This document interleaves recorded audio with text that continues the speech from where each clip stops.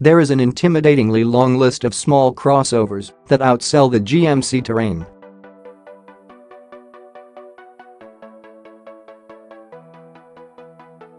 The Toyota RAV4, Honda CR-V, and Nissan Rogue are commanding the biggest numbers this year with more than 200,000 sales each through July, and the Ford Escape, Chevrolet Equinox, Subaru Forester, Jeep Cherokee, and Mazda CX-5 put up a strong fight.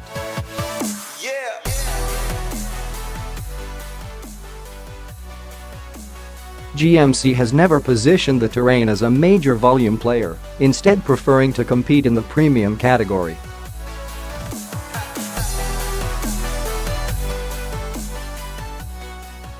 Although not a top seller, the Terrain doesn't hide in the background, at least not this time around.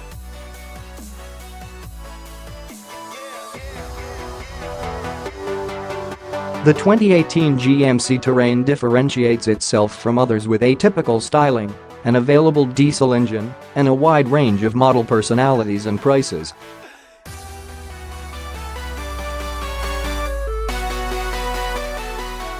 For 2018, the Terrain adopts a much more interesting look with revised grille designs, quote-shaped headlights, and a floating roof.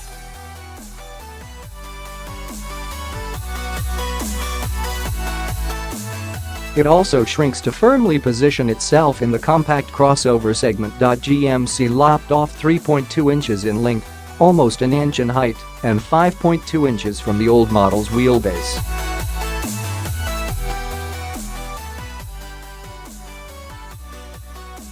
It's almost 350 pounds lighter than the previous Terrain in base form, or 425 pounds lighter when comparing the range-topping engines with all-wheel drive.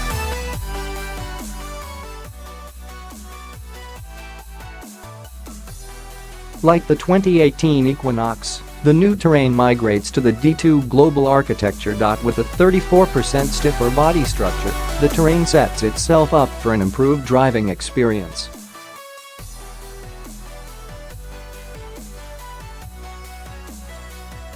You'll be able to buy a Terrain for as little as $25,970, but the chromed-out Denali runs at least $38,495.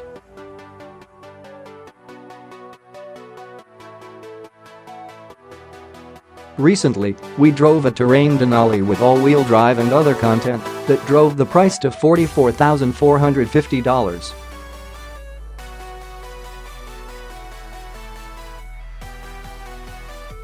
Denali comes standard with a 252 horsepower 2.0-liter engine, the most powerful of three new turbocharged engines offered on the 2018 Terrain.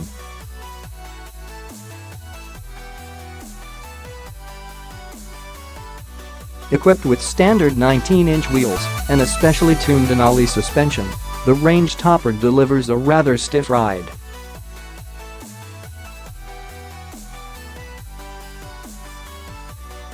Driving through the city streets of Pittsburgh, Pennsylvania, we could feel just about every little groove in the roads.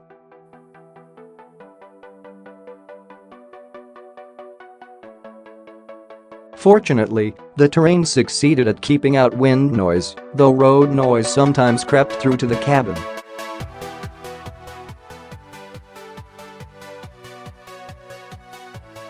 A new 9-speed transmission did its job getting out of the way and delivering all that power seamlessly.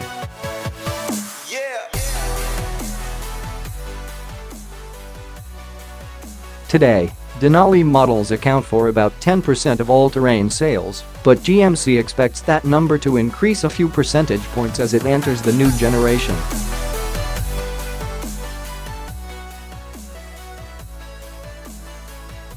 You don't have to opt for the Denali to get the robust 2.0-liter. It's available as an option on the mid-range SLE and SLT trim levels.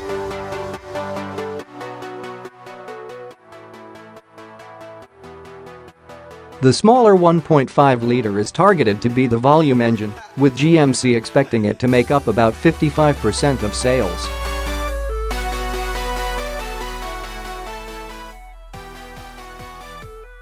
When we hopped into a Terrain equipped with this engine, the standard 9-speed and front-wheel drive, it felt refreshingly light and playful.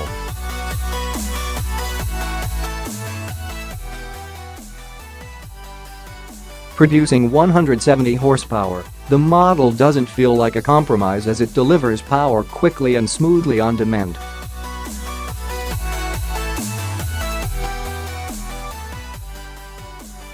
It didn't feel like a huge drop off from the 2.0-liter AT last we arrive at the diesel terrain.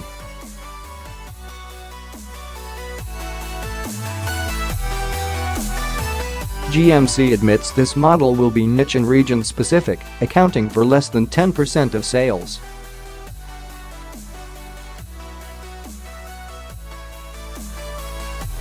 Despite its expected low run, the option puts GMC in a favorable position in the compact crossover segment.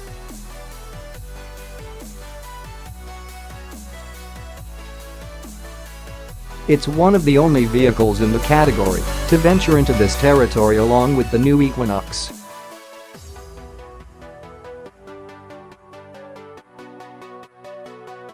Soon, Mazda will join the fray with a diesel CX-5. The Terrain's 1.6-liter turbo diesel produces 137 horsepower, but it also pumps out a healthy 240 pounds-feet of torque.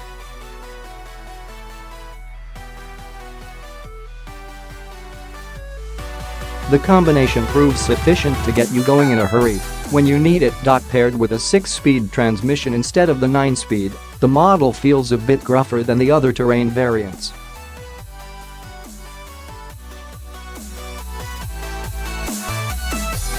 It runs quietly enough on the highway that you might forget you're driving a diesel.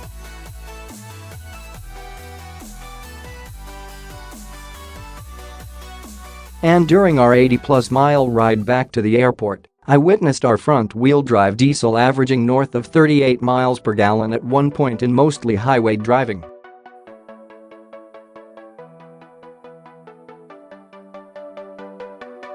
The diesel tops the Terrain range in terms of fuel economy, with an EPA rating of 28.39 32 miles per gallon city highway combined.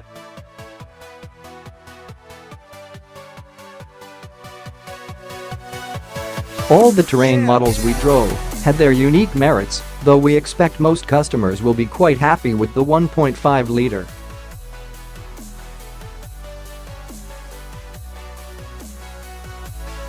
Light and effortless, the steering feel helped make the SUV seem small and maneuverable, though it doesn't have quite as much bite as competitors such as the Mazda CX-5.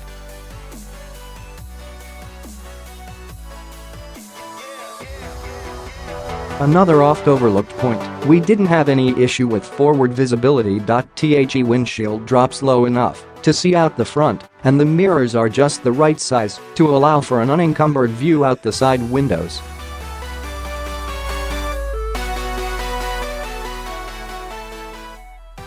The Terrain's new shifter requires a little more rumination. A traditional gear lever takes up precious real estate between the driver and front passenger.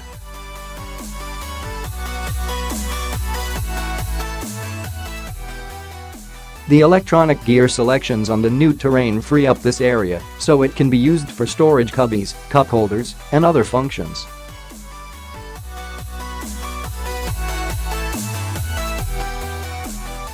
On the center console, simply push the appropriate button to enter park or neutral, or pull the corresponding tab to select reverse or drive.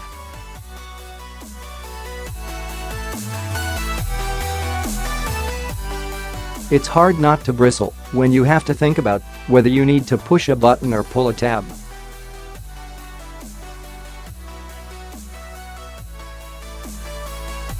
That said, the feature worked promptly, and it's something drivers will likely adjust to over time.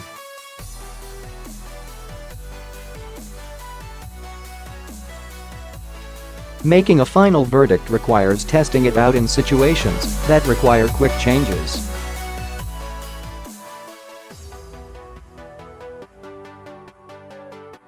Above the shift buttons sits a new infotainment system that acts a lot like a smartphone, with scrolling capability and pinch and zoom maps.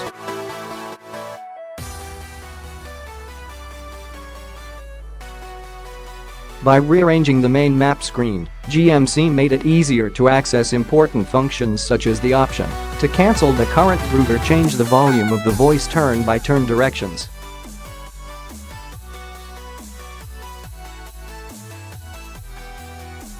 We also noticed the backseat offers plenty of legroom.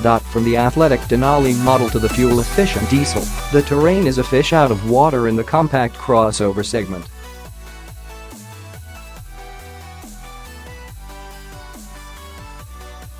But at the end of the day, only its merits will make the difference. We left the Terrain feeling satisfied, though further tests will shed more light on its strengths and weaknesses.